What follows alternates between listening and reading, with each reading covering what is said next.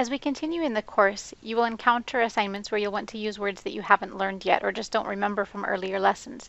You may also be frustrated at times by not being able to communicate everything you want to say in Spanish because your Spanish vocabulary is still very small. A common temptation is to use an online translation site like Google Translate to work around this. But let's look at what that really is doing. First of all, here's how you would most likely use Google Translate. You would type out what you want to say in English, like I've done here. And then you would select that you want to translate it to Spanish.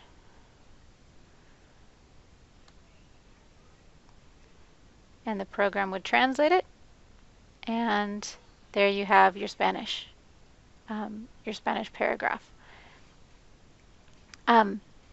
So you'd watch it translate your sentences, and then you would copy and paste it into your assignment.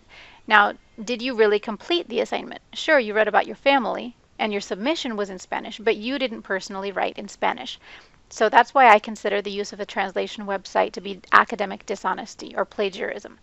You have in no way gained any practice with the vocabulary and grammar that you've been learning, so this assignment is pointless for you. Compare that with this assignment. This assignment here is 5 sentences about a family.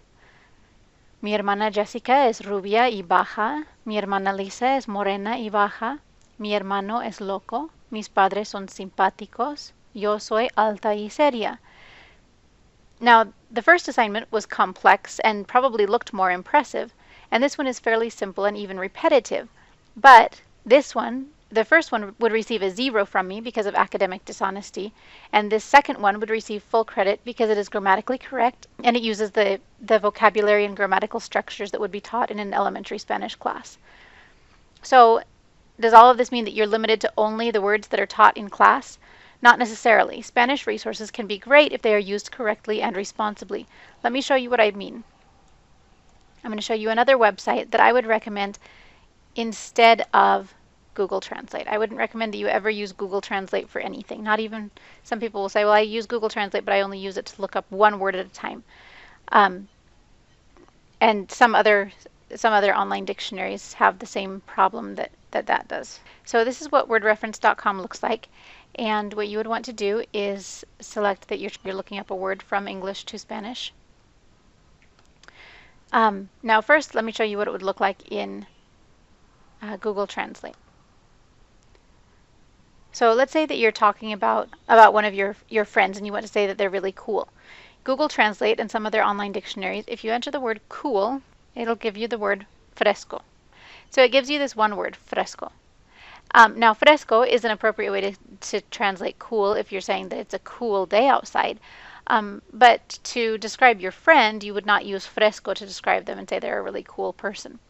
So let's look at word reference and how it looks different.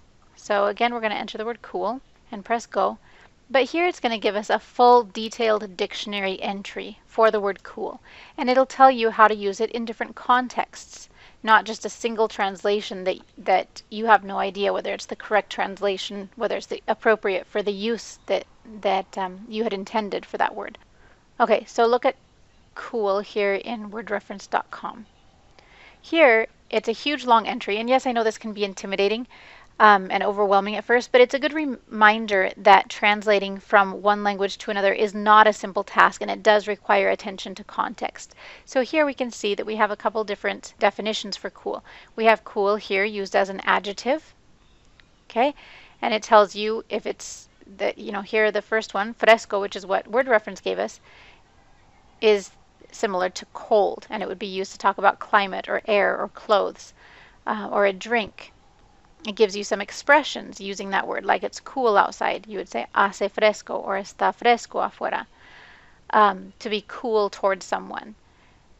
Cool meaning calm. Here, cool meaning trendy or laid back or acceptable and all right. So there you can see there's some better translations for the description you were wanting to give of your friend.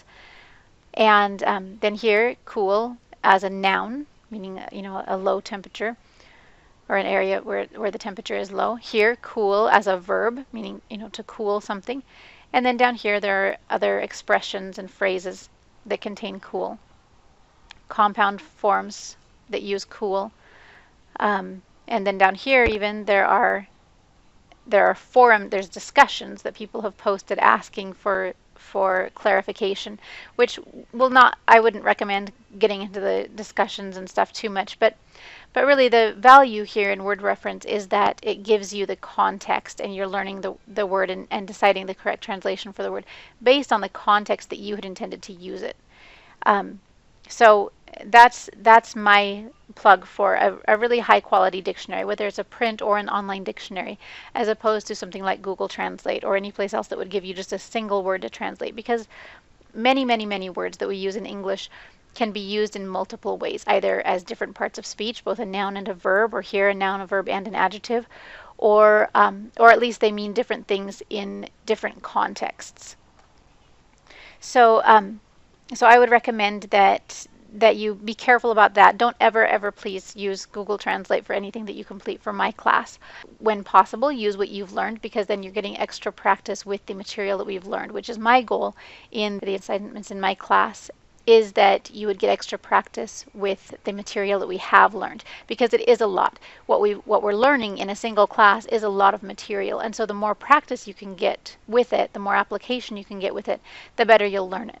So I'm not looking for you to go way above and beyond the content of this class in completing the assignments.